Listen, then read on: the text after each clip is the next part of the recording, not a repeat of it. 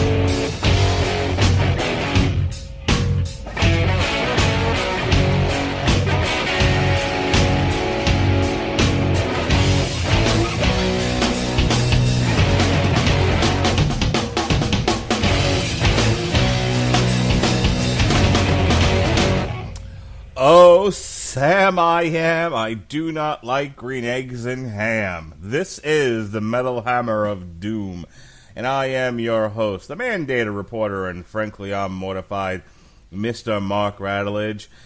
And joining me tonight in the second chair to review Five Finger Death Punch and Justice for None, released May 18th, 2018, is Sam I Am himself, the host of source material in his own right, the disapproving dad. Ladies and gentlemen, Jesse Starcher, how do you do, sir? Oh, Mark Rattledge. Let me tell you, you start out at 3 with a dinner. I'm going to call it dinner. I don't know what time you usually eat dinner around your house, but I tell you what, today's meatloaf, mashed potatoes, broccoli, noodles, and bread knocked me down for the count. I saw the picture. My goodness. And then my wife thought it would be funny to post a picture on Facebook from my own camera of me taking my meatloaf nap. Now, listen, when you're 40, you're entitled to a meatloaf nap, whether you're, I consider it in peace, and that's just ridiculous. I wake up, and the next thing I know, people are talking about my story. I'm like, what are you talking about, my story? Yeah, thank you, Melinda Starcher and Sneaky Pete. But yes, you know what? I had to take a nap because, by golly, tonight I'm going to be picking up some change, I think. We did the Hello Fresh. You know what the Hello Fresh is? You know what Blue Apron is? You know what these... Oh, yeah. Yeah, I know what you're talking about here. All right. Well, they are not a sponsor of the show. This is not one of those podcasts where we break into... 20-minute ad? A paid sponsorship. No, we're just talking about shit that goes on.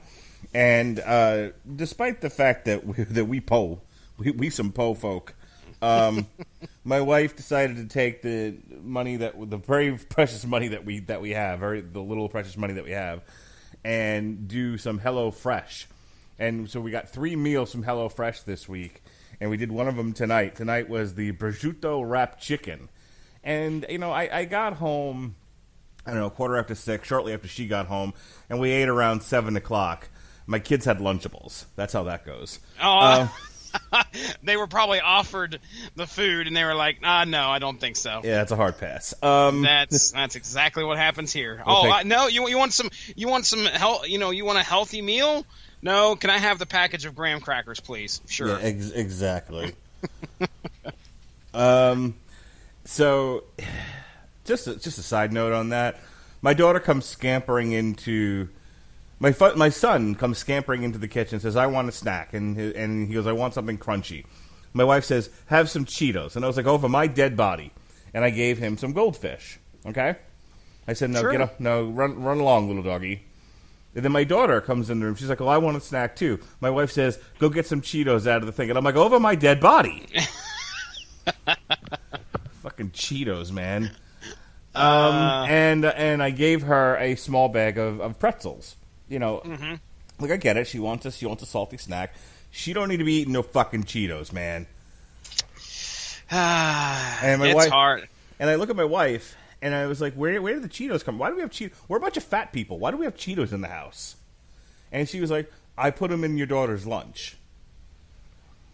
Now, let me tell you something about me as a parent and a husband, Jesse. If I'm not involved in the activity, and I'm not going to be involved in the activity, I don't necessarily weigh in my opinion on the activity. Okay. And I understand that my wife has been packing my daughter's lunch all year. I don't offer to do it. I don't do it. And if it doesn't get done, I'm not doing it. She can buy lunch. It's fine. Yeah. But my wife does it every single night. It's part of her nightly routine before she goes to bed. So she's entitled to put Cheetos, even though I am religiously against it, in my daughter's lunch, because the other choice is, well, then she just won't make the lunch and I'll do it, and I can put all kinds of whatever in there and it probably won't get eaten. But so, you know, it's like, you know, when I'm not around, if they want to eat Cheetos, that's fine. But when I'm around, God damn it, there will be no Cheetos. No Cheetos in the Radulich household. No cheese puffs, no cheese doodles, nothing with that powdered cheese crap. I'm pretty sure that's what's giving everybody the diabetes. Oh, and the cancers probably. And the cancers. Yeah. Yep. I don't know how I got cancer then, because I don't eat the Cheetos. I think they're Did gross. you eat them? Have you ate them before in your life? Yes, I have eaten them before in my life. That's how I know they're gross. You cannot gross. rule it out. You cannot rule it out, sir. You think it was festering Cheeto dust? That's very well. From what I understand, everybody who's drank water has died as well. So there's connections we may not be making. This and is I true. can see I can see Cheetos possibly being a link to this. So There is a never rule it out. There is a direct correlation. That's very true, Dr. Starcher. There is a direct correlation between people who drink water and people who die. As thin as that line may be, or that thread, it's there. Welcome to the Dat Science part of the Metal Hammer of Doom. Good God. Five Finger Death Punch, Jesse. We talked about this on the Metal Hammer of Doom Extra. I came to this band through Pantera. And their almonds in space. I was going to say, and everybody on the planet Earth has Pantera to thank, from what I understand, because we were potentially repopulated. Yes. Populated by the Pantera seed. So I understand where you're coming from. It's space almonds. Anywho, let's take two. I came to Five Finger Death Punch through Pandora. As I said, I used to listen to Pandora while I was out running on the treadmill or in the street or whatever. And they came up a few times, and as it turns out, a lot of their early music is really, really good, like aggressive workout music. Wave the Fist, War is the Answer. They got really popular with their cover of Bad Company, which I really liked. But, you know, overall, I've really been a fan. I would say I started tuning into them right about the time they released American Capitalist, which is a hilarious album, by the way. It's hilarious because I believe it's American Capitalist, where there's just every line of the song is like a title of another song. You know, it's like, well, I told you war is the answer. You know, it just goes on like that. So, how did you come to Five Finger Death Punch? I believe Bad Company was the one that made me go, oh, hey, you know, I'm taking notice of these guys. These guys sound like, because it was getting played all over the radio back then. And I said on the Metal Hammer of Doom Extra that it was most likely, I know I've listened to Got Your Six a lot. So that's 2015. I listened to that probably straight through a good bit. I really do like that album. American Capitalist, did you guys cover that on this show? You guys didn't, did you? I don't think so. That was 2011. That seems pretty early. But then War's the Answer is where Bad Company came from. So on that album itself, I was looking at some of the titles thinking, okay, have I actually listened to this or not? And there's a few on here that kind of strike me going, okay, maybe I have, because My Own Hell, I remember that one for some reason. And Bulletproof is one. Dying Breed is one. So I may have listened to War is the Answer, but I could tell you with absolute certainty that Got Your Six got a lot of play by me.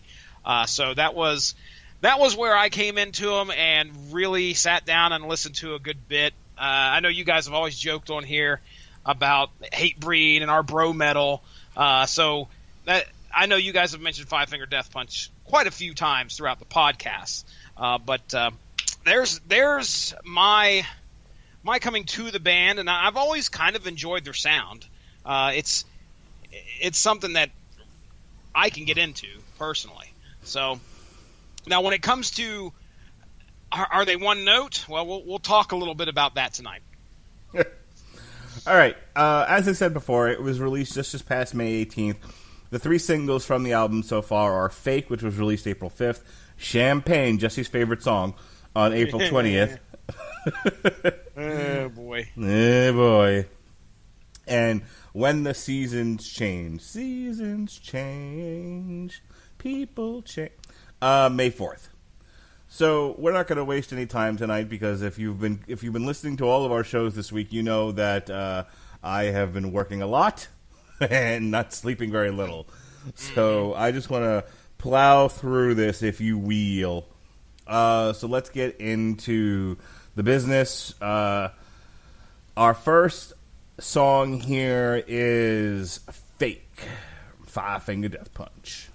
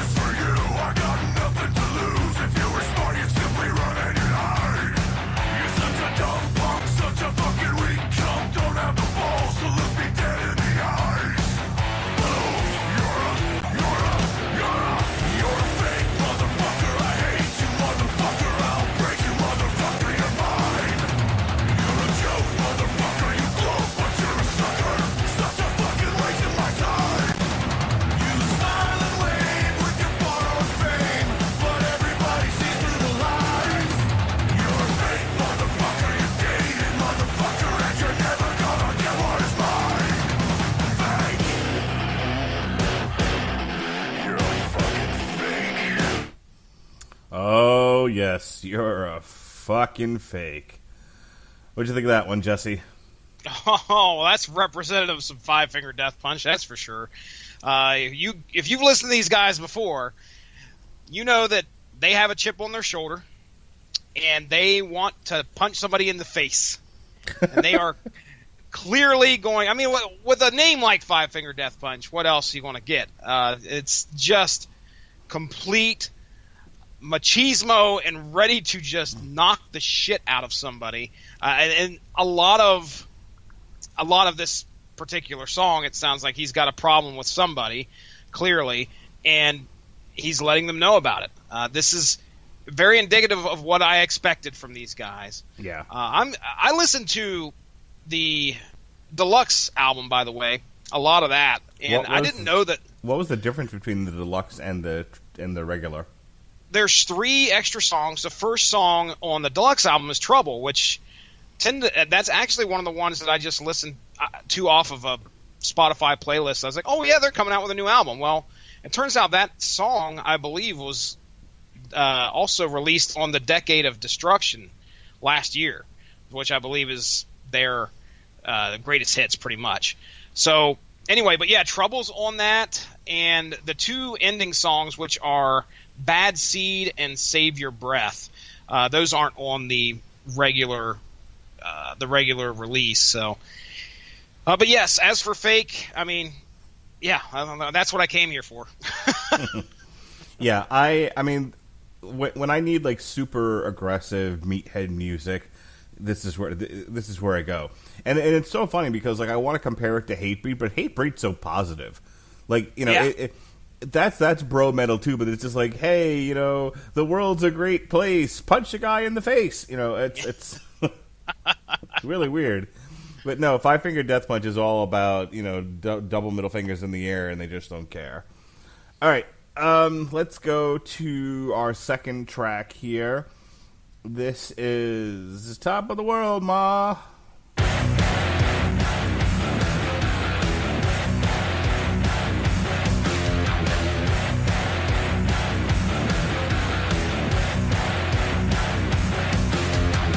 I'm tired of bleeding for the ones that I love.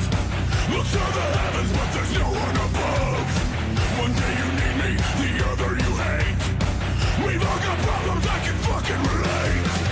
I've tried my best to be humble. I've tried so hard to explain. I know that nothing is easy. I know that all of it's my fault. I bring you nothing but pain. Look at the way that you treat me. That's why I'm insane. Top of the world, living the dream. Wake me up when it's over. Top of the world, living the dream. Wake me up when it's over.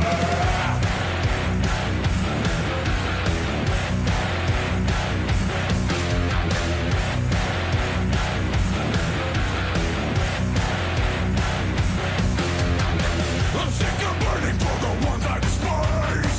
Have you mistaken me for some other guy? One day you love me, the other you run. My life's a comedy, well isn't this fun? I've tried my best to be humble. I've tried so hard to explain. I know that nothing is easy. I know that all of it's my fault. I bring you nothing but pain. Look at the way that you treat me. That's why I'm insane. Top of the world, living the dream. Wake me up when it's over. Top of the world, living the dream. Wake me up when it's over. All right. Top of the World, Ma.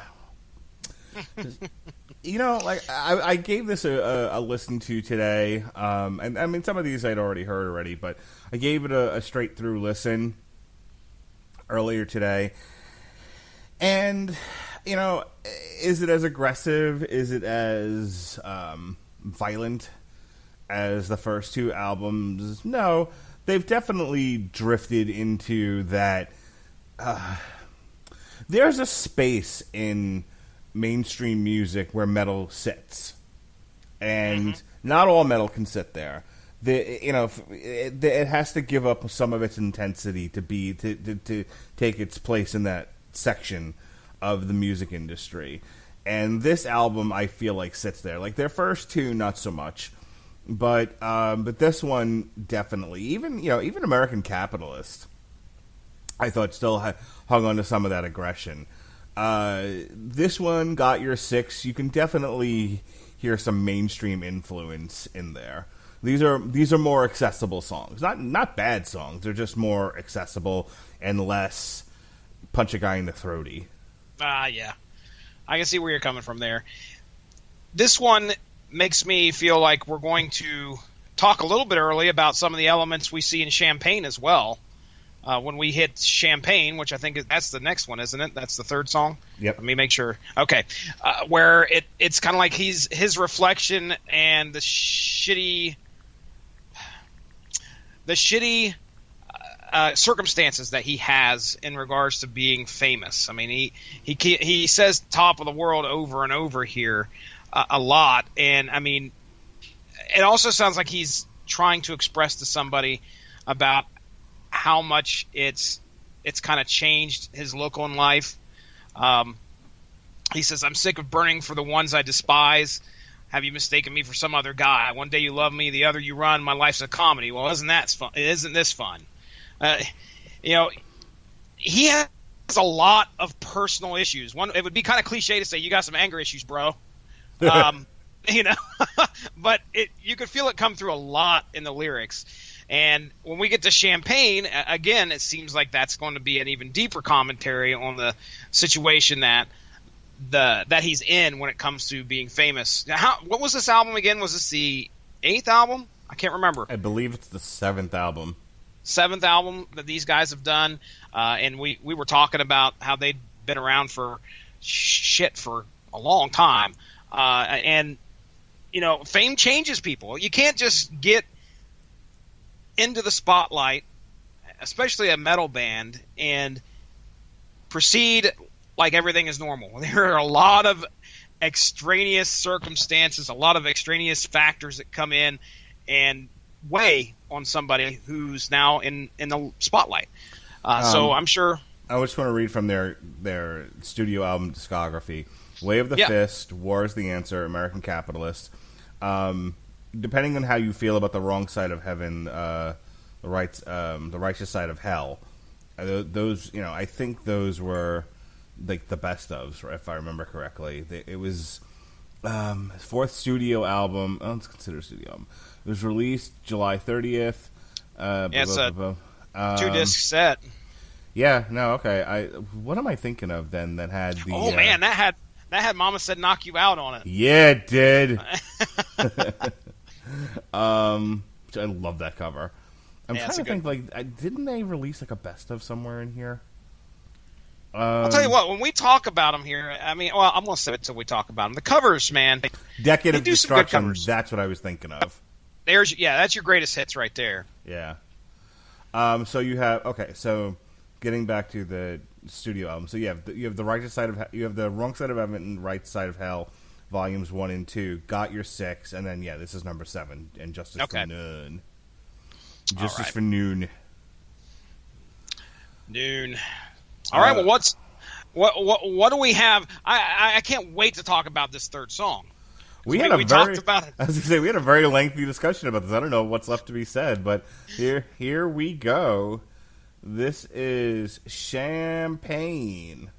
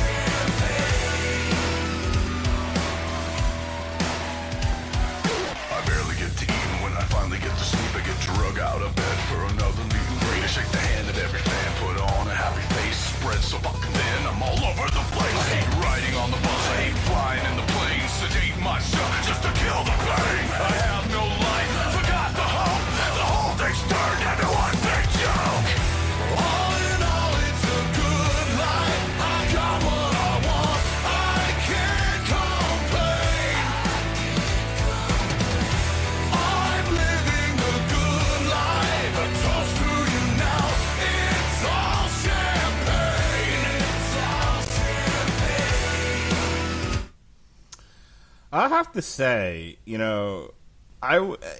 say what you will about that song. I was singing it in the house earlier, as my wife and I were in the kitchen making risotto and prosciutto wrapped chicken from the Hello Fresh. Fucking pay me. No, just kidding. We don't have sponsors. But no, as we were in the kitchen cooking together, I was actually just bopping around, and I was singing the chorus to that. I'm like, that's a really catchy song. Again, I don't always have to hear the most fastest, most aggressive thing ever. Sometimes you just get an earworm in your head, and I'll tell you, of all the songs that I've listened to on here, That's the one that got stuck in my head. Now, maybe it's because, we spent some time this weekend reviewing it specifically and having a long conversation about it. But even all these days later, I'm still, I still sing it to myself. And I'm like, well, I think that's the mark of a good song, is like, how catchy is it? And again, when I say good, I mean entertaining. I don't necessarily mean like complexly constructed. Yeah. It's a simple enough song. Yeah, and just to let our listeners know, you can go back in the archive, check that out. It's on the network here where we had our discussion, so we won't rehash everything. I went into it with a misconception as to what Champagne was, pretty much thinking that he was making some kind of meta commentary about how he was putting on a show, how aggressive his metal is, and it's all actually fake. That was incorrect. Here's my problem. Here's what I did wrong, Mark Radulich. I assumed this guy was probably about 3 or 4 grade levels when it came to the word count in regards to lyrical content. I should have known it was just exactly what it was on its face, instead of thinking that, oh man, this guy's getting real deep and about how he's tricking everybody, thinking that it's all fake. He's actually not really that pissed off at everybody. No, that's not right. Trust me, this guy's pissed off. But not only that, but the video's great. I mean, dude, did we not have a fun time watching that video? You said it was like one of your favorites. Yeah, since we've been doing these Metal Hammer of Doom extras, I've definitely noticed. I like when they take the opportunity to shoot a video to actually do something with it, not just shoot the band, against the backdrop of something, and they're just fire playing in the background. Yeah, like some of those like Monster Magnet videos. I was like, all right, this is boring. Yeah. It's like we do these commentaries sometimes kind of blind. It's like sometimes it's just nothing to talk about. No. This one was very much. You used the phrase meta commentary. It was the video itself is definitely a commentary, and there was grist for the mill. There was something for us to talk about. Yeah, and I agree with you. This is probably one of the better ones off of this album. It did get stuck in my head too, but I was going around. Acting like a kid, where you're reciting this verse right here. Okay. My label tried to sue me. TMZ tried to screw me. Blabbermouth can fucking suck it because they never fucking knew me. All right, so there you go. That was my impression of what I was singing over the weekend. I just want to hit you with a bag of snowballs. You snowflake. TMZ tried to screw me. Blabbermouth never knew me. They can fucking suck it, man. They can suck it. Shut up. Leave me alone. It's all champagne. Ugh. Anyway, yes. That's the problem. If I think about these songs too much, I'm going to hate this album. Mm-hmm. Yeah, but it's a good song. I'll give it. I'll definitely give it that, one of the better ones off of here. And I'll watch that video over and over, still trying to figure out why. Like within 30 seconds of the start of the video, there is a bear attacking the guy, and then an asteroid hits, and I mean, it's just complete insanity. Yeah. All right, what's next? You never say it right. I cue you. That's your cue, actually. No, I'm not going to dance for you. I'm not your monkey. All right, this next one's a cover. This is not Paint It Black, but Blue on Black.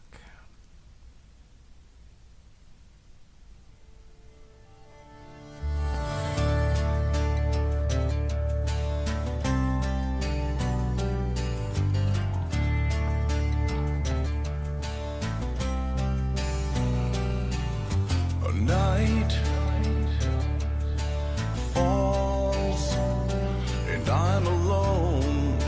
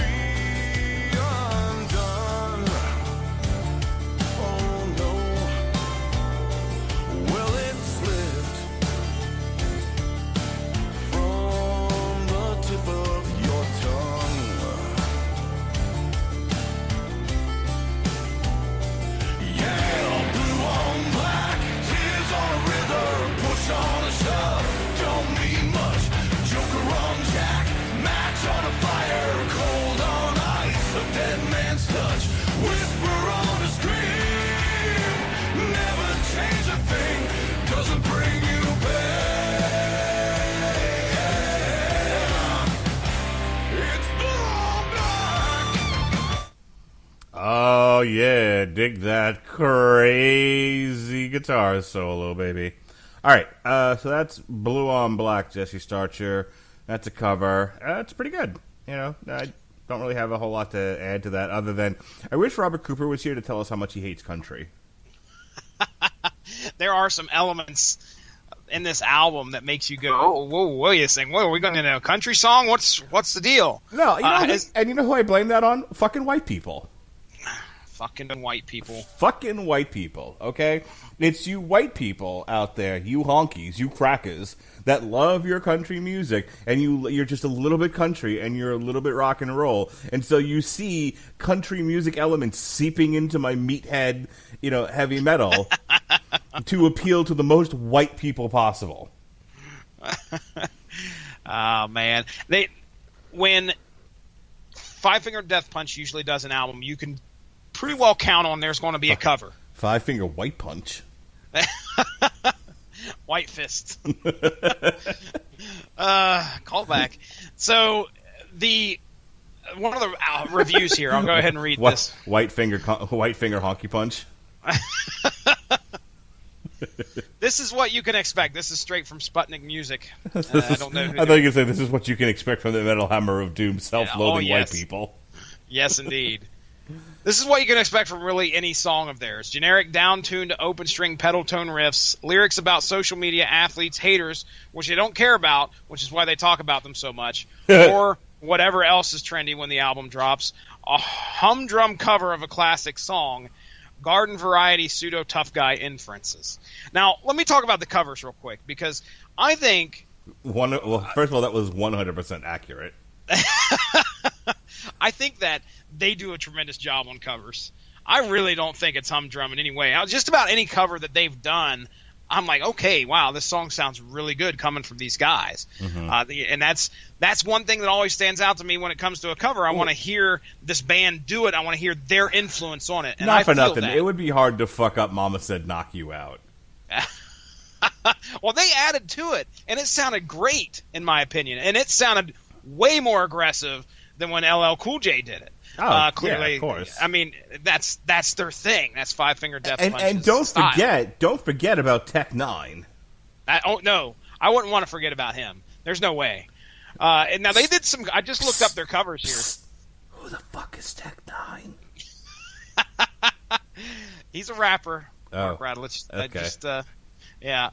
Now there are some covers here. I found a setlist.fm cover listing that Five Finger Death Punch did. So we got Bad Company. We've already talked about that. Mama Said Knock You Out. The House of the Rising Sun. Yep. That's a good one. I've heard that. Number 4 is actually a song that's coming up here, which is a cover of The Offspring's Gone Away. And now the rest of these, I don't know, because I think there's listing shit that happened at concerts.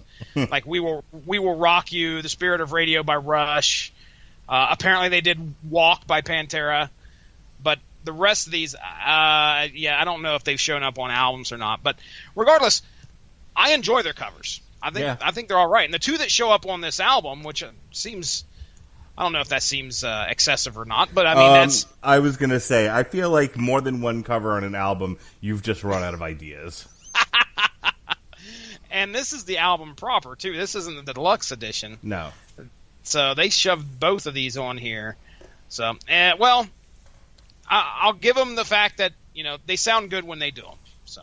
Yeah, I mean, look, call them humdrum. I don't know if that's inaccurate, but just because something is humdrum doesn't mean you can't like it. I can like stuff that isn't particularly creative. And like I said, I think their cover of Bad Company is really, really good. I think they really put their own spin on it. Again, not that hard to do a cover of Mama Said Knock You Out.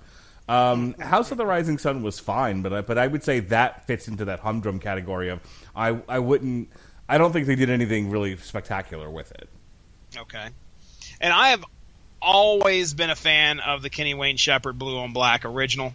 Mm-hmm. Love that song. So I remember when this hit, again, I wasn't paying attention to my phone, but when this song hit when I was listening to it at work, right. I was like, whoa, this sounds really familiar.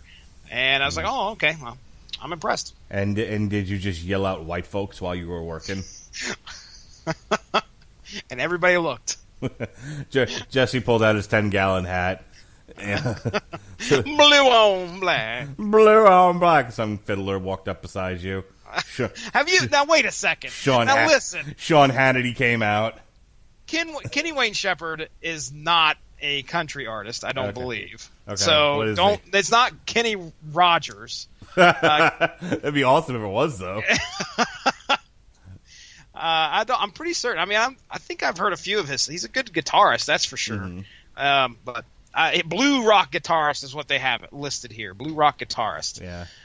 Okay. Yeah. All right, moving on, Mark. I can see you're nonplussed. White people stole the blues from the black folks. Just want you to know that. Gave them the blues on top of it. Yeah, they did. All right.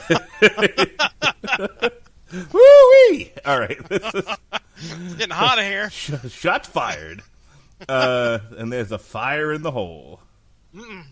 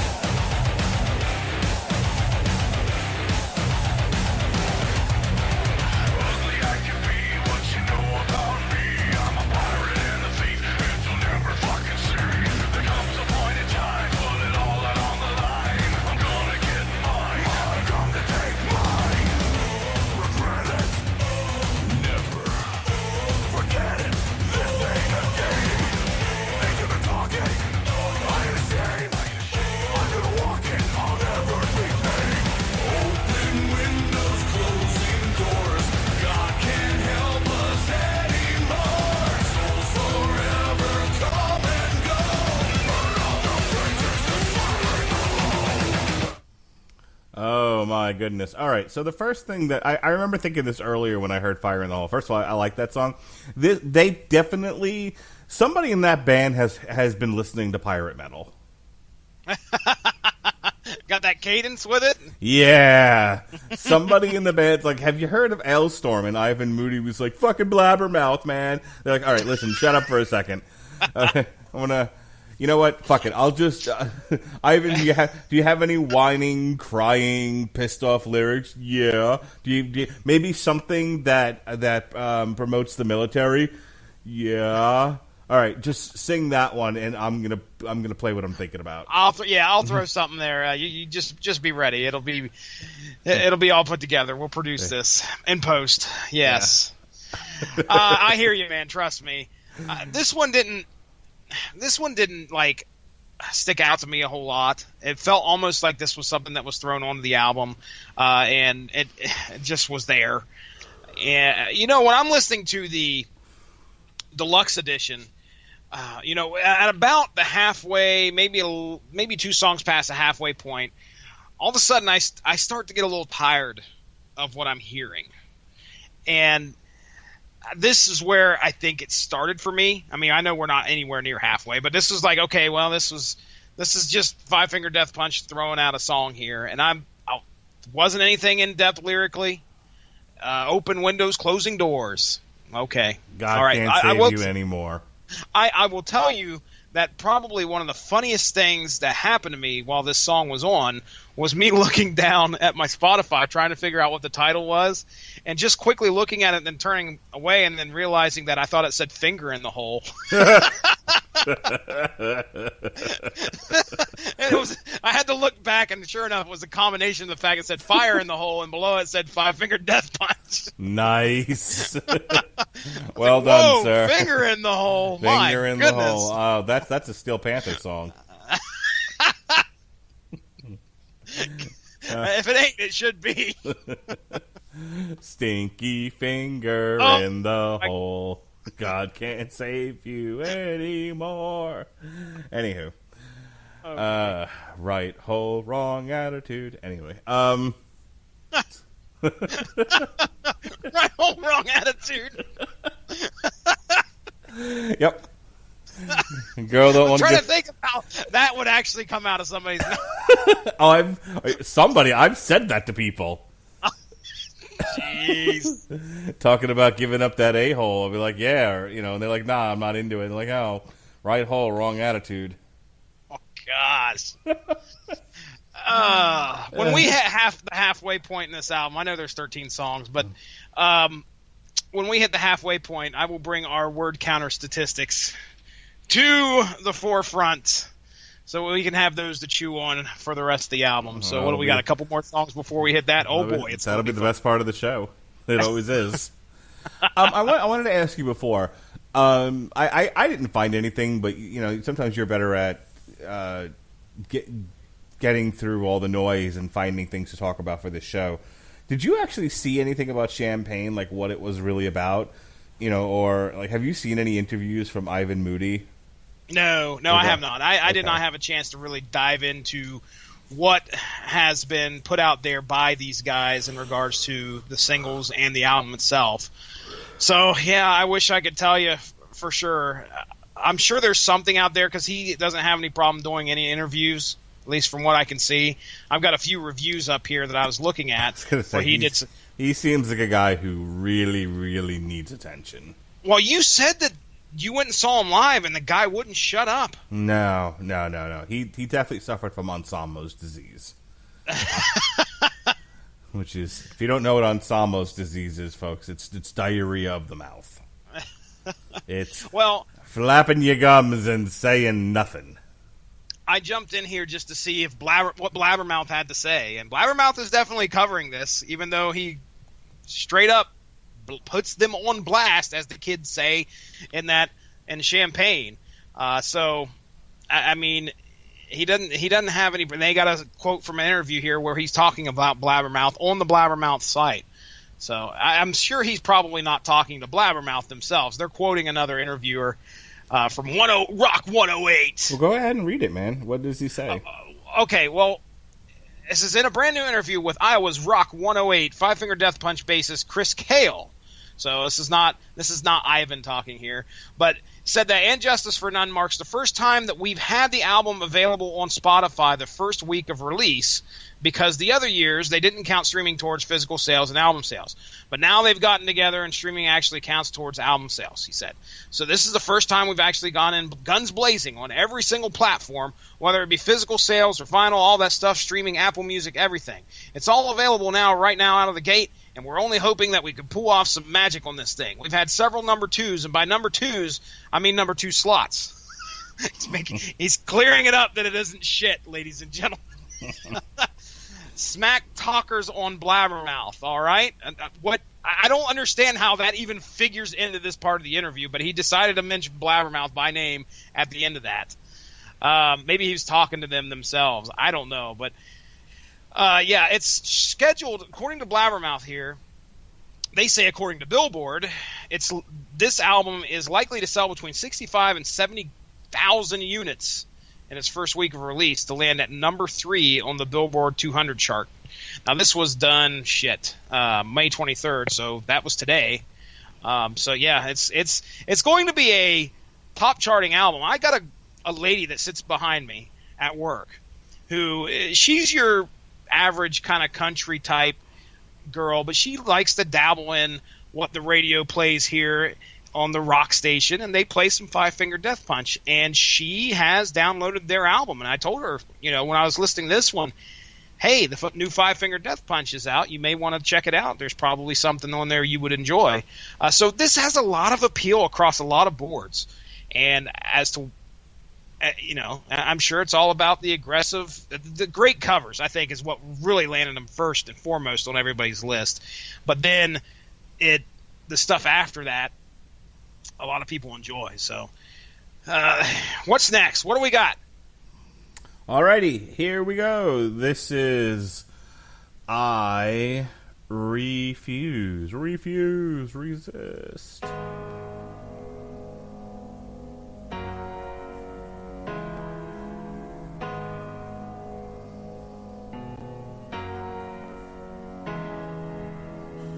I don't wanna die alone. I don't wanna live forsaken. I refuse to let this go, because my soul is breaking. I don't wanna let you know that my heart is just so jaded. I refuse to let it show. I refuse to let it go. Wake me up when this is over. I'm tired of living life like it's a dream. Please wake me up when it's all over. I'm tired of living right here in between. I refuse. Yeah, that's enough of that. Can I just say, Wake me up when it's over. You ain't kidding, Ivan Moody. they do a good job of at least letting him take the spotlight when it comes to vocals sometimes. Granted, they're kind of the ballads or whatever you want to call them there, the slower songs. Can I hang on? Let me jump in here. The whole time I'm listening to that, all I can think about is like, you have the high school bully, right? He's shoving kids in lockers and throwing them down flights of stairs. You know, he's copying off the smart kids in math class. He's doling out knuckle sandwiches. And then, like, he walks into a room with an acoustic guitar, and he's like, I'm so sad and lonely. And it's like, wait, what the fuck? You're the high school bully. Why are you singing, like, a sad, sad song? If we have not learned anything from Cobra Kai, Oh, boy. right? If we have not learned anything from Cobra Kai, there is a history to what we perceive as the bully.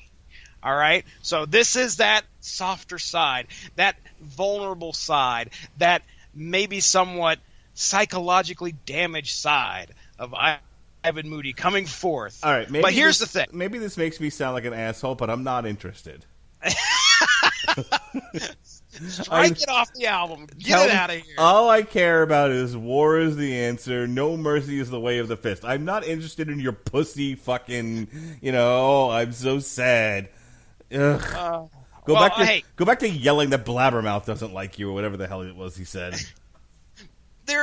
There's a point in this album, or excuse me, the point in this song, right at the beginning, where he says, I don't want to let you know that my heart is just so jaded. Well, sure as shit hope he ain't talking to us, because he fucking lets us know every fucking song. Yeah. He is pissed about something. He is mad about something. He has seen too much of something. Wait, welcome to Five Finger Death Punch's 8th album, One Trick Pony. And I'm telling you, I said we weren't going to make any friends, or a whole lot of them at least, when we did this album. 10,000 dislikes. You two come off as so arrogant. Yeah, all right. If Ivan Moody was here, he'd whip your ass, man. Oh, you're just you don't jealous. know. You're just jealous because Five Finger Death Punch gets more pussy than you. Well, there's definitely one guy in the band that's definitely a bigger pussy than I am. Jesus Christ. Ouch. Ouch. Shots fired. Fire in the hole. Got your 6. Get in the ring. Get in the ring. That's Guns N' Roses. All right. I mean, look. It's fine. It wasn't like the worst song ever. It just, to me, it just comes across as a little hollow. And he has, and to be fair, if anyone's still listening at this point, to be fair, he has every right to express himself, and I'm sure he's a fully formed human being who does get sad at things, and it isn't always about doling out knuckle sandwiches. It's I'm sure, just like Johnny from Cobra Kai, I'm sure he's hurting on the inside. I don't have to pay money to listen to that, though. You know what this reminds me of, actually, and I can't believe I'm the one that's saying it, because I would normally be arguing the other point, but I remember this Family Guy episode where Taylor Swift is meets Brian and Stewie, and she's happy, and she's writing and now she's writing songs about how happy and complete her life is, and her fans hate it. They're just we only like you when you're broken. Yep. So there's just one spot and he even says this in the Sputnik Music article. There's like one mode that he feels right in, I guess we should say. We want him in that one beat your ass, I'm breaking your nose, and you're going to feel the knee to the groin. It's coming up. Get ready. The way of the fist. But no, he doesn't fit right singing this. It just feels awkward. But I'll tell you right now, if it's going to make the money, he first off, he's doing this to make money. I would imagine he put this song on here to show how vulnerable he was, and to show also, to give the album, I guess I would say, more depth and maybe more appeal to a wider range of people. People like listening to him sing like this. And guess what? Next album, he's going to bitch about it. Yeah, sure. the next album, he's going to write a song about how he tried to reach out to pussy white people, and the pussy white people didn't run out and buy his album. Yep. Oh boy, he's going to kick our ass. He'll figure out where we're at. Yeah, he's going to bring hate. Metal Hammer of Doom could suck it. Then they never fucking knew me. Yeah, Five Finger Death Punch Ministry and Hatebreed are all going to show up on my front lawn. Oh, dude, those are not guys I want to see. Okay, not all at once. Not anywhere near my house. They show up to Lanford, Ohio, whatever the fuck you live. It's just like, send out Starcher. I'll show you white people. Come on. Did you watch an episode of Roseanne? I love Roseanne. It's great. Lanford is the setting of Roseanne. Yes, it's the imaginary town in Roseanne, which is actually in Illinois. Just making sure. Don't say where I live on here anymore, because I don't want anybody showing up. All right. This next one is called It Doesn't Matter. I wasted a lot of time and effort on motherfuckers like you. Now it's my turn. 1, 2, 3, fuck yeah!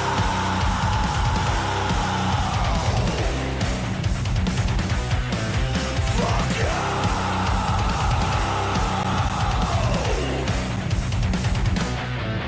You can run away from anything that you have ever done. You're a victim to the system, you're a knife and I'm a gun.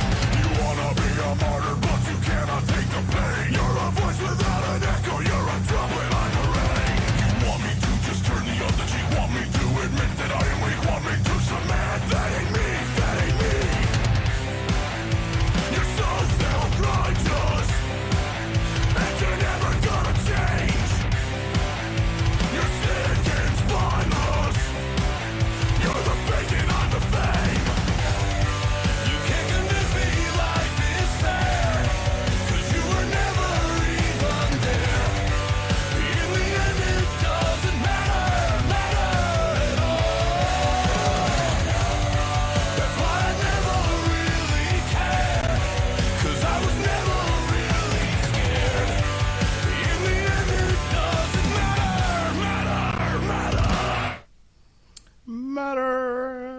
Matterhorn. All right. All right, that was pretty good. We're back to him yelling and screaming and carrying on like a woman. That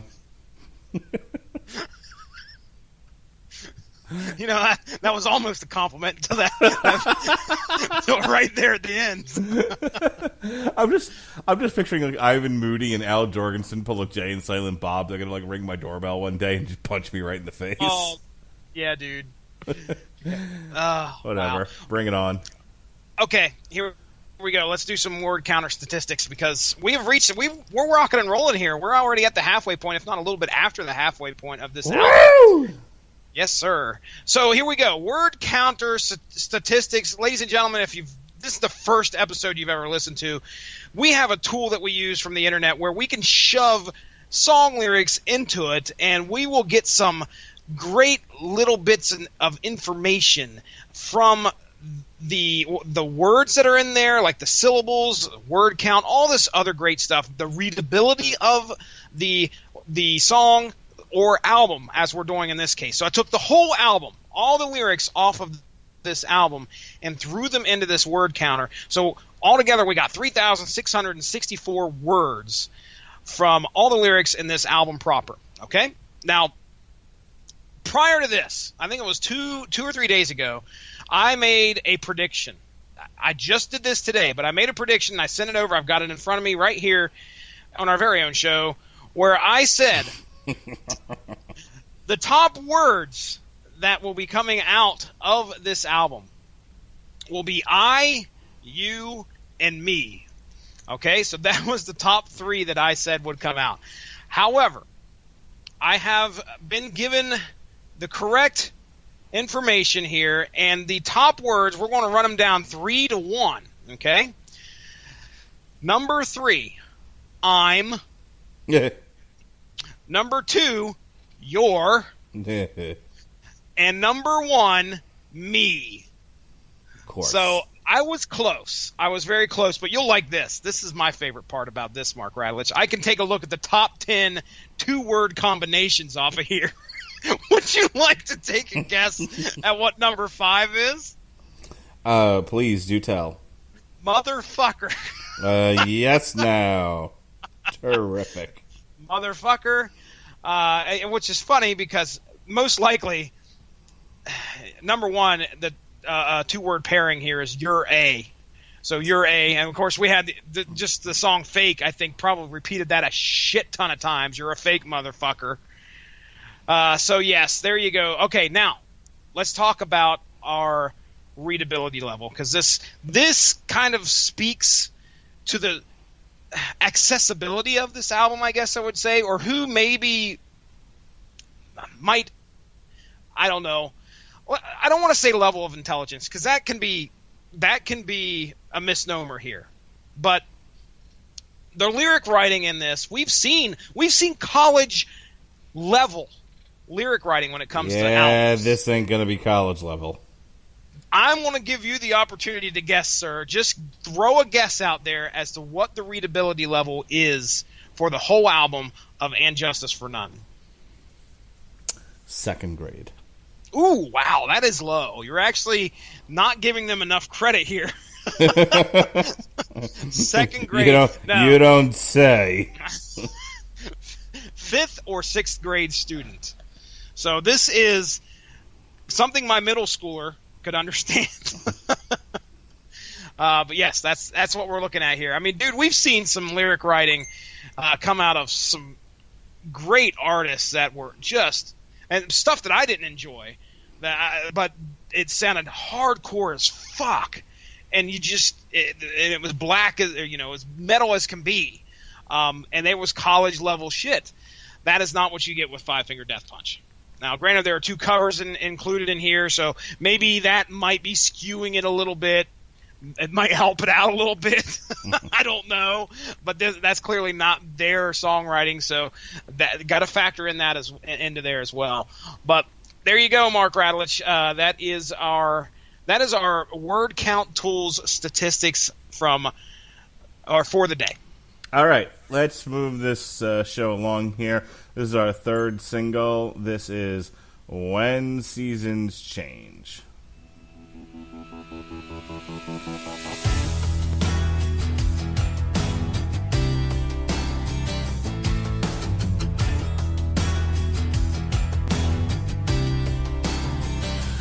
There's a light in you that tears me down to nothing. There's an angel in your eyes.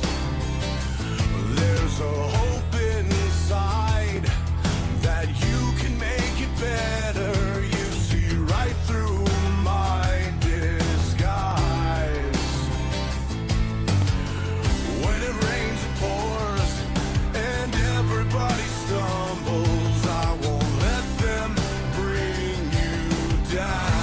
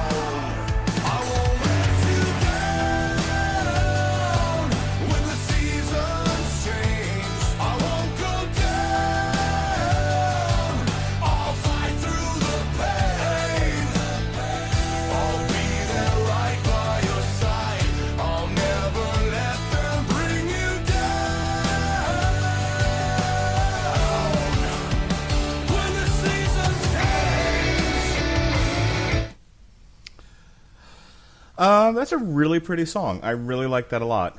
Lyrically, I think that's a big winner for me.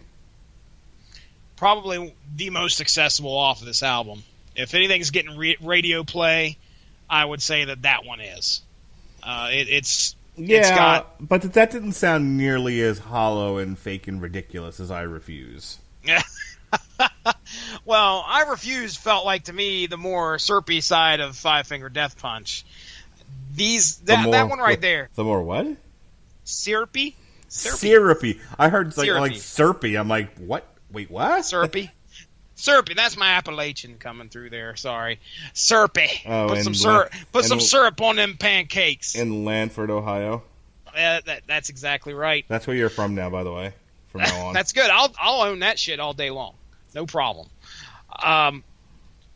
Yeah, I mean, it's not bad. It's not a horrible song. It's decent. It's actually, it's almost like that. I would put that one above I Refuse, in my opinion, for sure. Would you? Yeah. No, Okay. 100%. That's what I was saying. Like, just because you put your heart out there doesn't necessarily mean it's going to sound good or truthful, at least to somebody else. And here's the thing: Ivan Moody may have been complete. When he wrote "I Refuse," may have been like, "Yeah, this is me on a plate. This is me being vulnerable." But he can't control how other people hear it, even if its intentions are pure. It still might sound ridiculous, and it did. This didn't sound ridiculous. This I feel was truer to his soul than I Refuse. And they might have been equally in his mind, but again, two people can look at the same painting and see two different things. And certainly, once you put your art out there, it can be interpreted in any kind of way by a vast number of people. So when I hear I Refuse versus When the Seasons Change, I see two different songs. And while I'm sure when he wrote both of them, there was an equal amount of truthfulness and integrity and vulnerability. I feel you. I feel what you're putting down there. All right. We're going to move right along here. This is Stuck in My Syrupy Ways.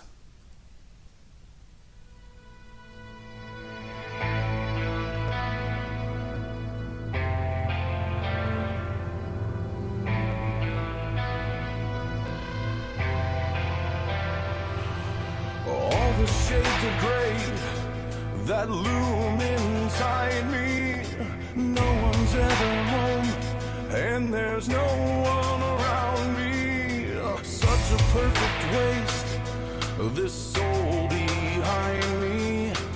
No one really knows what truly drives me. I know what I've done wrong. I knew it all along. I can't let it go. Let it go. Let it go. Run away, run away. Look away, look away. I see it inside you. I'm stuck in my ways, stuck in my ways. Run away, run away. Get away, get away. Leave me behind you. I'm stuck in my ways, stuck in my ways.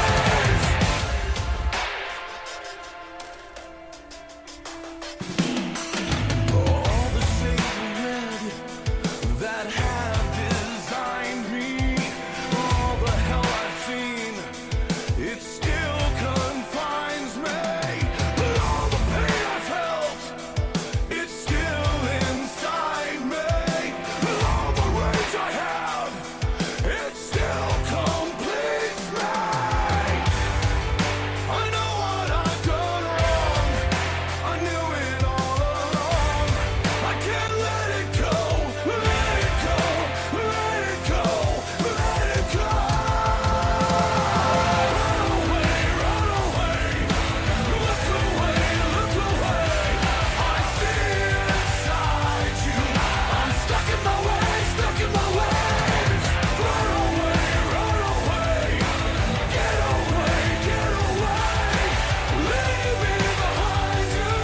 I'm stuck in my ways. Stuck in my ways. Stuck in my ways. Stuck in my ways.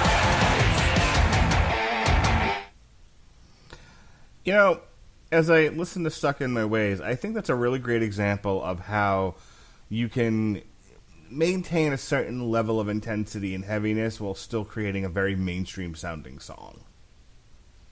Yeah, just looking at the lyrics, man, our joke about how, he's like the bully and has this big vulnerable side and has had a real bad past. I honestly, after reading what's in this song, I fear for this man hating himself. I'm sure there's some kind of aspect to that, but because this is clearly him telling somebody, look, I'm a shitty person. You don't want to be around me. You need to leave. And it's interesting that he sees that about himself. He can't change, and it's almost like there's nothing he can do about it. Very interesting song. Probably one of the more interesting concepts off of here. Yeah, as we're fast approaching the end of the album here, we have 4 more tracks left, and I would say it's a solid album, but still kind of a mixed bag.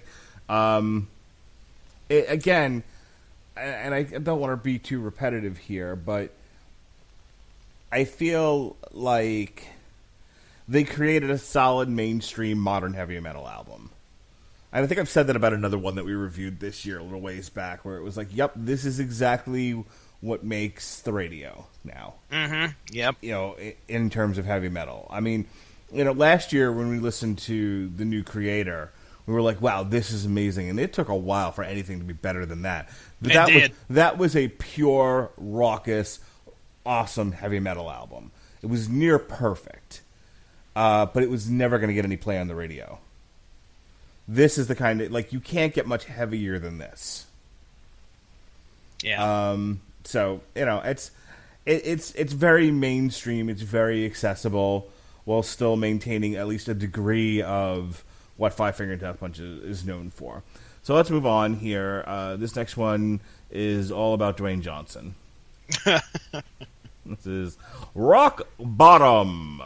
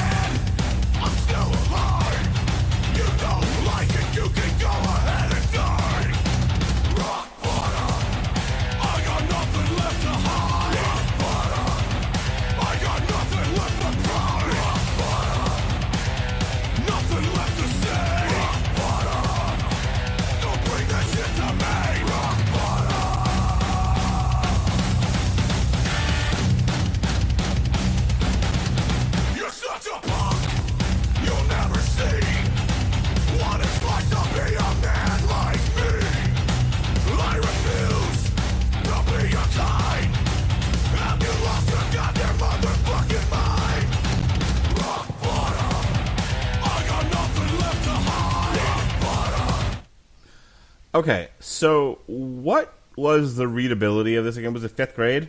5th to 6th. Because did a 5th grader write that? Jesus Christ! I can check that song out just by itself, just to see what we have. Do you like Blood? Because I like mine. I don't understand. So, do you remember in school, where I don't know if you had a kid like this, but we had a kid, who's pretty funny, and he was, and I remember he was like, "Look, I wrote a heavy metal song." And he was kind of making fun of it, but he was like, "I wrote a heavy metal song." He's like, "Kill your mother, kill your father, run your sister over with a blazer," and I feel like that's the level of intellect with Rock Bottom. Just, it's a high schooler or an elementary school kid just trying to write a song about how pissed off he is and how tough he is. Fifth to 6th grade. That is the readability of that particular song as well. That's the depth of that song too. Jesus, Mary and Joseph. Let me tell you about one of the. I missed this stat. It's one of the most indicative stats of a Five Finger Death Punch album. Okay. I want to tell you that there are there's a tie for the longest words in this whole album. Okay, they're 13 characters long. Motherfucker. That's one, and this motherfuckers is one, Nice. and motherfucking is the tie. Yeah, terrific. Motherfucking. Oh, dude. The longest word in this album is motherfuckers and motherfucking. That is so fucking I great. just want to know, is there somebody out there listening to this going, wow, Five Finger Death Punch is so deep? No. Dude, I just think that the people who do respect this band, which, respect comes on all levels. I respect what they do. But the people who really, really look to this band, and I think that they believe Ivan puts a lot of soul and a lot of his heart into these songs. Yeah, this guy's pissed off. He's angry. And, dude, the last time you got so, batshit insane angry, you turn into a base level human. You aren't a functioning person. Yeah, I hear what you're saying, but it just makes me want to send a letter to Neil Fallon and say, hey, have you heard Five Finger Death Punch? Stop trying so hard.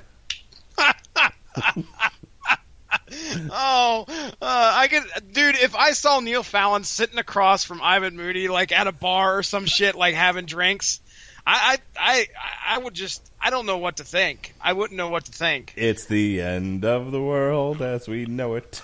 Something's Dude, I don't going think on. Neil Fallon could talk to Ivan Moody. I think after about 5 minutes, Neil Fallon would take whatever he was drinking and jam it into his throat.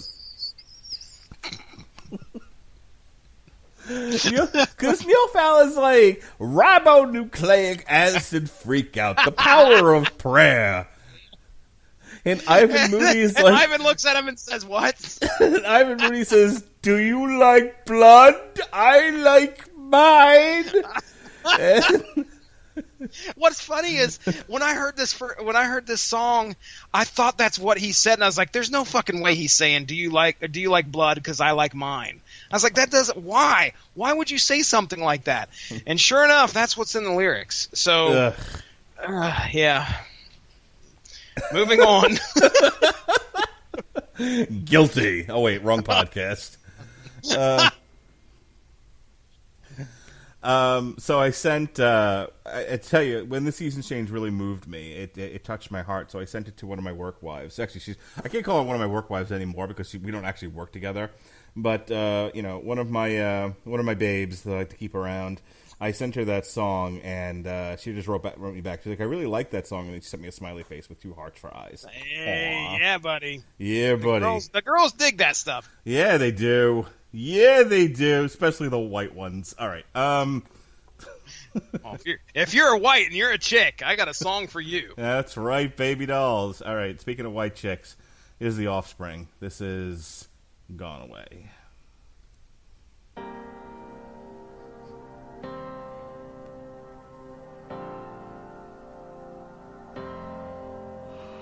Maybe in another life I could find you there, pulled away before your time. I can't deal, it's so unfair, and it feels like heaven so far away, and it feels like the world has grown cold now that you've gone away.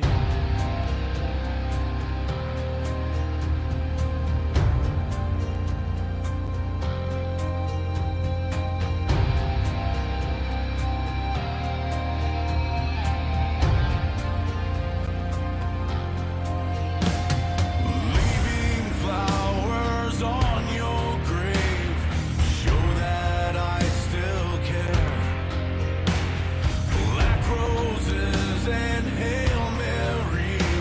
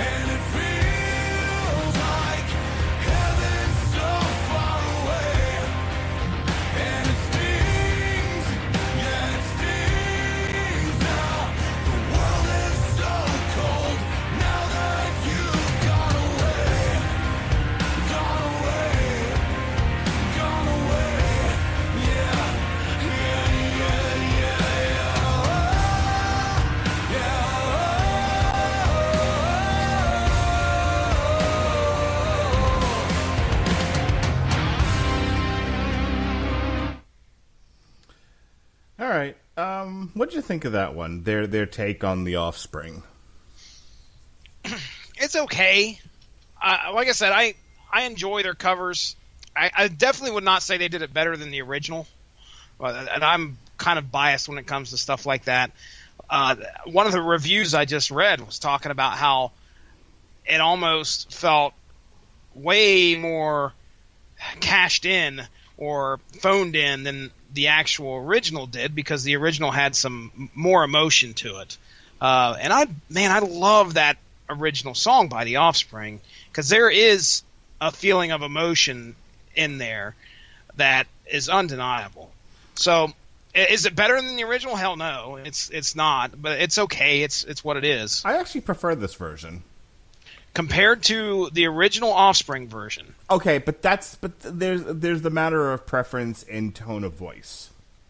Okay, all right. Well, the singer of the Offspring, his voice is a little more higher pitched. Yeah, and I tend to prefer more bass in a man's voice. I understand. So I think that's why I like this version better, because it's not all that different from the original. Yeah, it doesn't. There isn't a whole lot of flavor added to this one, I think. No. So it's got, it's got the stamp of Five Finger Death Punch, but I mean, it's kind of weird that they chose that song. I don't know if that spoke to them to do, if there was any specific reason. As a matter of fact, I saw a couple articles talking about it, but I never read them. So I don't know if it just kind of spoke to them on a personal level, if there was some loss, because it was clear the song's clearly about somebody losing somebody. Well, I want you to imagine Ivan Moody singing "Pretty Fly for a White Guy." Cover it.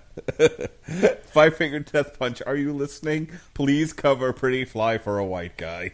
That shit. I could see that being very aggressive. Oh my god, that would be the best. Yeah, it would. Some good shit. And all the girls say a pretty fly for a white guy. Punch you in the face.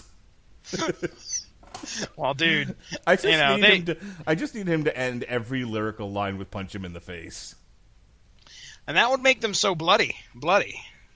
Do you like blood? Do you like blood? Because I like mine. That's and then we have another song coming up. Do you, Daddy? Do you like blood? Okay, I'm gonna go play Fortnite now. Oh no! Oh man! And this next song we're going to get into, I'm curious as to what the hell happened, because this next one is about a woman's time of the month. Oh boy! It's called Bloody.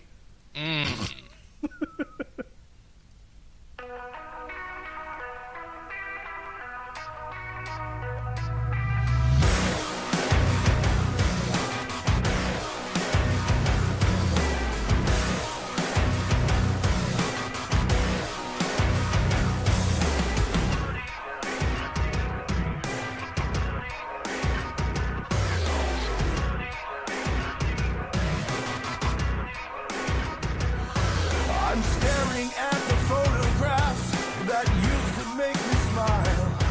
Now all they bring is rage. Flipping through the albums we made for one another, I'm tearing out that page. I love to hate you, I hate to love you. How did heaven turn to hell?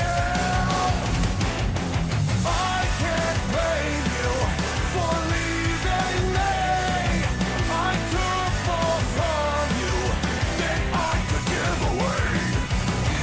You can't blame me for turning face, because everything became so bloody.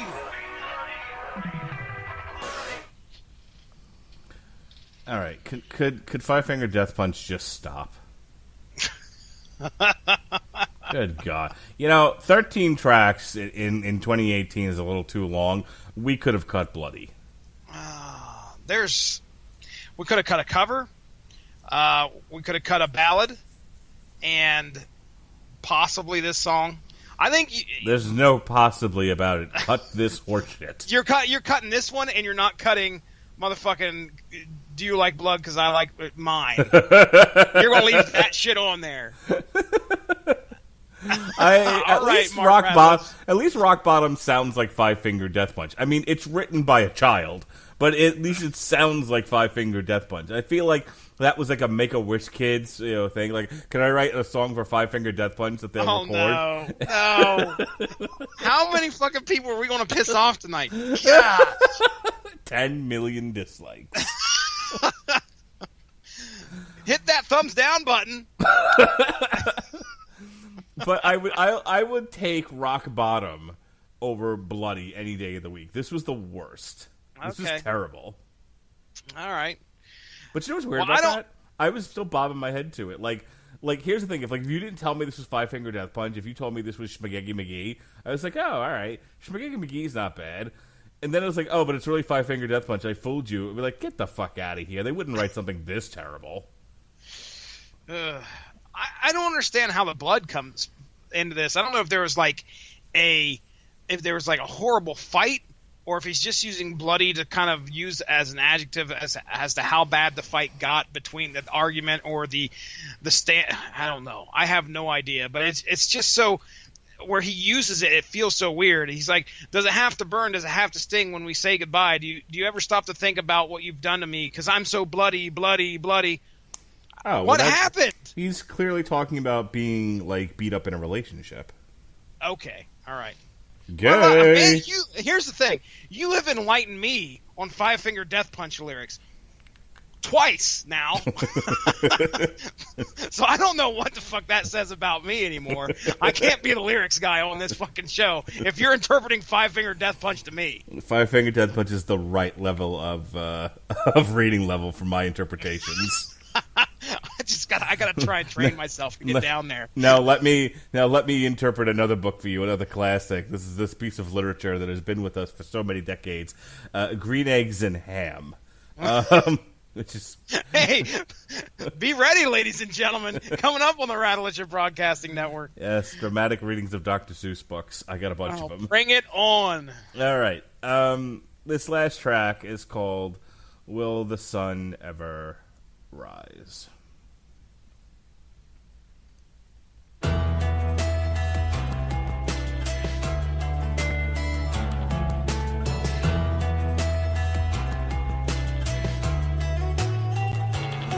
I take one step forward and two steps back.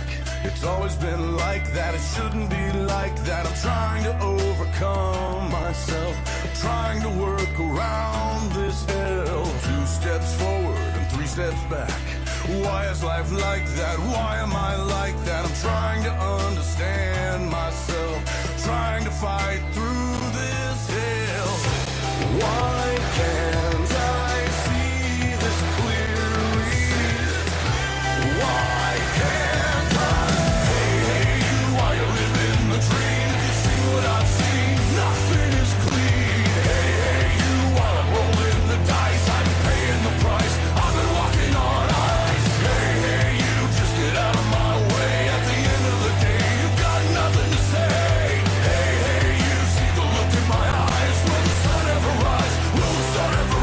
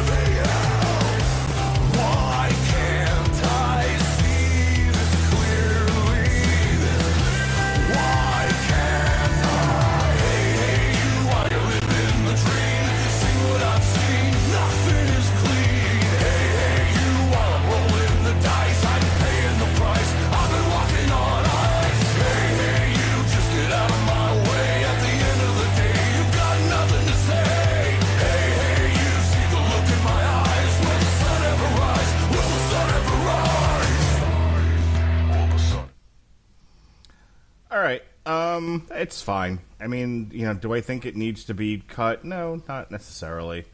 It's okay. Overall, here are my thoughts on this album.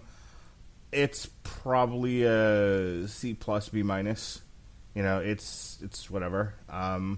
We've had some fun. We've had some fun talking about it tonight. There weren't enough of the kind of things I want in a Five Finger Death Punch on here for me to give it a higher grade. Okay, I'm really that's not fair. looking for them to break new ground. I'm looking for them to give me aggressive. I want to hear their music and immediately want to start lifting weights.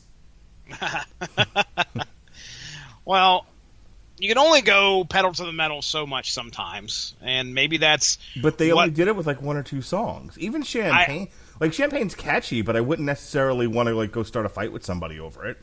Yeah, there's very little on this album that compares to Way of the Fist. That particular song that we got the chance to listen to. I never listened to much of anything else off that album, but when we listened to that song this past Sunday and watched that video, I mean, I told you that shit is heavy and it sounds great and it makes you want to kick somebody's ass. It makes you want to start lifting weights. Yeah. There's not much of that off of this album that even compares to that. So No. I agree with you. I agree.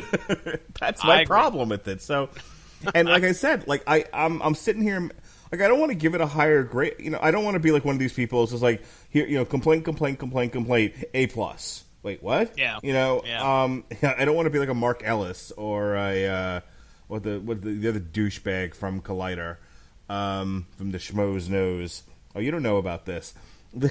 If you go on YouTube and you look at like people who did compilation cuts of the Nerd Crew versus Collider, you have this one douche nozzle who made all these criticisms about one of the Star Wars movies and then gave it an A.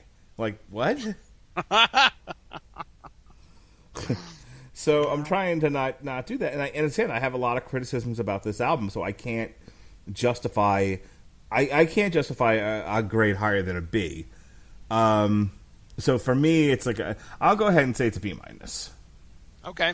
There's this needs editing. There's a few songs on here that are just god awful, but most of the songs are average to good. Okay. Well, my personal experience with the album, I've listened to it about 3 or 4 times so far, and it's something that you can, me personally, I can sit through and listen to all the way through and not be completely turned off by a track. I may question the lyrical writings here and how he comes up with some of the stuff that he does. It's painfully obvious that this is a very personal album when it comes to how he feels about somebody or something, or how the situation that he's in, and just like I said, we got the you, me. Those are very, very evident throughout the lyrics, throughout this whole album. I've enjoyed it. I didn't think it was completely horrible. When I've ranked it here, I ranked it number 10 out of the 17, and that may get adjusted here towards the end of the year, but I'm giving it the 10th spot on out of all 17 albums that we've had a chance to talk about. Just real quick to kind of give you an idea, I just highlighted something off of loudersound.com, and it says by the time it's talking about the album here, by the time it gets to mid-paced numbers, Bloody and Will the Sun Ever Rise, it's hard not to feel that this album could have done with losing a couple of tracks, something we've already said.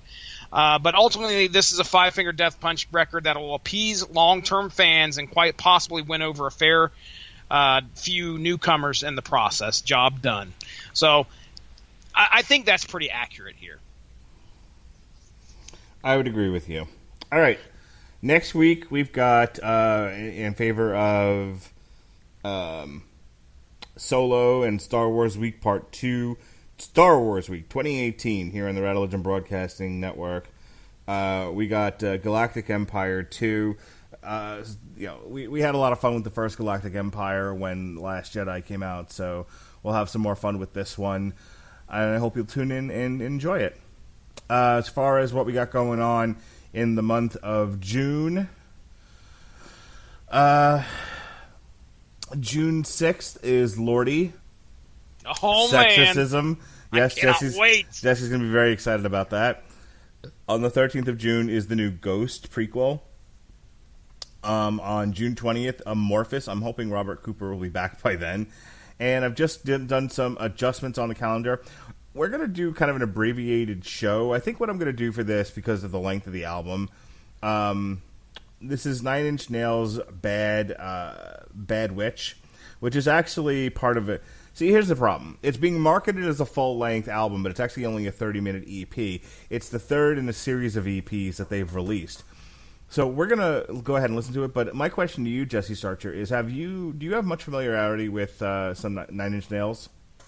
No. I could probably name 2 songs that I've heard, but getting into those album cuts, nope. All right. So then what we'll do is, to kind of flesh it out and make it a full show, we'll listen to the EP, and then I'll pick like 5 or 6 more Nine Inch Nails songs that I think you should listen to, and we'll talk about them. I like it. That's what we're going to do there. I'll make a playlist, and you're going to listen to it, and you're going to like it. All right, then. What? Just so I don't pick stuff you're already familiar with, what Nine Inch Nails songs are you familiar with? I've got to go. I guarantee you the top 4 on Spotify are probably the ones I know. I was going to say probably Closer, right? Yep. March of the Pigs? No, that doesn't sound familiar. Head Like a Hole? Yes. Okay. I may have heard Hurt once or twice. You probably have heard Hurt. If I was wasn't that a wrestling theme at one point? Didn't WWE use that for pay-per-view? The Johnny Cash version, not the Nine Inch Nails version. Gotcha. So let me look here. I'm looking at top 10. Yeah, so am I. So Closer for sure. The Hand That Feeds, maybe? No? I don't think I've ever heard that. It looks like that's pretty popular, but I don't know. Yeah, it's also one of the newer ones. Head Like a Hole, we already talked about. Hurt, we already talked about. Less Than's from one of the EPs. God Break Down the Door, I want to say that's the new single from Bad Witch. Every Day is Exactly the Same. Discipline Only. This I have heard The Hand That Feeds, by the way. Oh, have you? Okay. The Hand That Feeds, I think, is off of one of the Grand Theft Auto soundtracks. I could be wrong, but boy, if it wasn't for video games, one. you wouldn't listen to music at all, would you? Somebody get Guitar Hero 3 in here. I've not listened to a lot of Nine Inch Nails over the past couple of years, but there's some stuff from the early days. You know, definitely got to play for you. It's from one of the first EPs that from Broken. Yeah, I got to play Wish for You, and Happiness and Slavery. So we'll go ahead and like I said, I'll pull some deep cuts from Nine Inch Nails, so you get a little flavor of what they used to sound like. You ever heard their cover of Get Down, Make Love? Nope. All right, I'll throw that on there too. All right. Do you know what Get Down, Make Love is? Nope. It sounds like a I don't know. It sounds like a 70s song by some black artist. How's that? You're close. It's Queen. Oh, okay. Did I say black? I meant gay.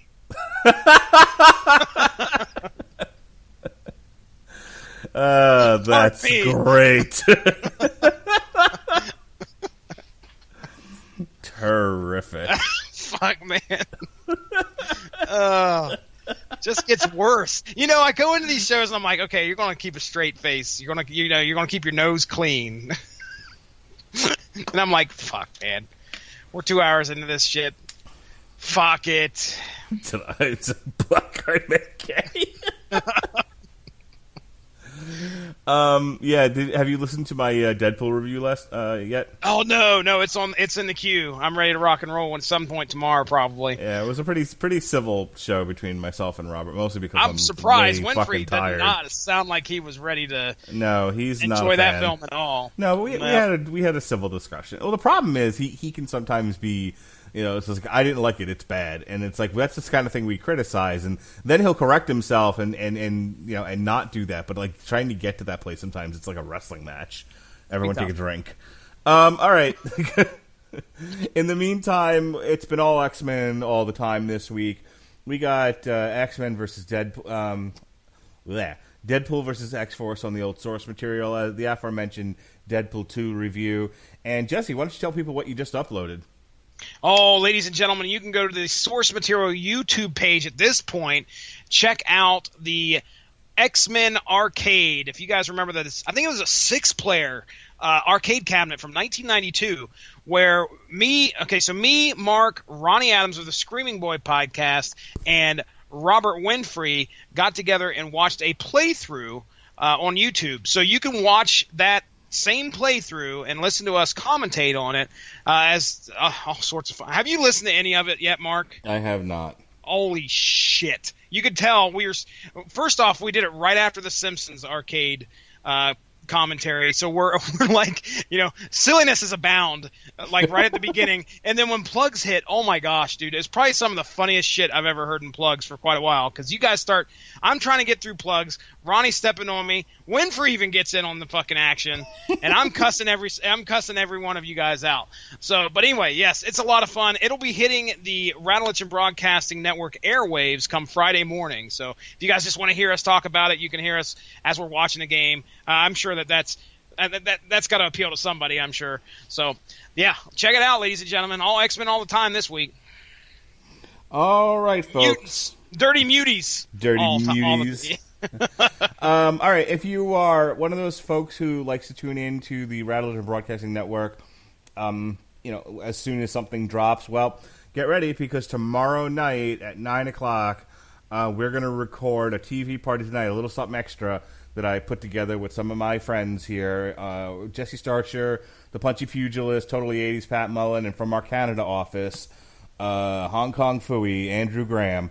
We're going to discuss YouTube Red's Cobra Kai Do or Die, baby. So go ahead and check that out once it drops. Jesse Starcher, we've had a lot of fun tonight. I can't believe it's almost 2 hours, and it was just me and you, and we really played it straight tonight. We didn't go off the beaten path. We didn't do too much dad talk. We didn't talk about dating or anything else like that. I had a mini rant about cheese doodles. That's about it. We spent the rest of this time actually talking about the album. Good for us. Hooray! Shenanigans were kept to a minimum. All right, folks, for the disapproving dad and the host of Source Material in his own right, Jesse Starcher, I'm your mandated reporter, and frankly, I'm mortified, Mr. Mark Radulich, and this has been the Metal Hammer of Doom, brought to you by the Radulich and Broadcasting Network. Be well, be safe, and behave.